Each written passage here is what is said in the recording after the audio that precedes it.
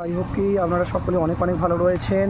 আরও একটা বড় টেনিস টুর্নামেন্ট হচ্ছে 2 দিন ব্যাপী হুগলি জেলার খানাকুলের গৌরন এলাকায় আজাদ কাপ 2K26 ব্যাটে বলের মহরণ 22 গজের মহাযুদ্ধ দেখার জন্য অবশ্যই আসতে হবে হুগলি জেলার খানাকুলের গৌরনের মাঠ থেকে।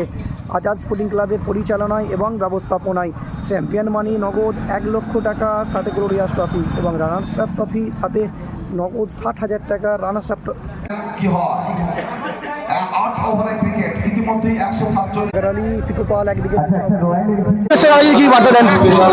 এখন অভিভাবকরা অনেকজনাই বুঝতে পেরেছে আমার যেটা মনে হয়, কারণ অনেক অভিভাবক এখন ইন্টারেস্টেড হয়েছে যে পড়াশোনার পাশাপাশি তারা যেন ক্রিকেটের প্রতি মনটা দেয়। আর টেনিস ক্রিকেটকে নিয়েও তাদের একটু সিরিয়াসনেস দেখা যাচ্ছে এখন, আমার ওখানেও হয়েছে। তো এই জিনিসটা থেকেই আমি বলতে চাইছি যে অভিভাবকরা যারা আছেন তারা যেভাবে সাপোর্ট করছেন বাচ্চা ছেলেদের আর নিজের ছেলেদের বাড়ির ছেলেদের যেভাবে সাপোর্ট করছেন এভাবে সাপোর্ট করুন, আর ক্রিকেট থেকে অনেক ভালো ফিউচার হতে পারবে। এটা অনেকজনের উদাহরণ আছে, আপনারা একটু খোঁজ নিয়ে দেখতে পারবেন যে অনেকজনের টেনিস ক্রিকেট থেকে অনেক কিছুই নিজের ফিউচার করিয়ে নিয়েছে। টেনিস ক্রিকেট এখন অনেক লিগস হচ্ছে, আইএসপিএল তো হচ্ছে সাথে সাথে, বাট রিসেন্টলি আপনারা কালকেও দেখে থাকবেন একটা লিগ অ্যানাউন্স হচ্ছে 1 কোটি আর 50 লক্ষ গ্রামীণ বিগ ব্যাশ, আর একটা লিগ হচ্ছে 50 লাখ 20 লাখ। তো ক্রিকেট অনেক ওপরে যাচ্ছে।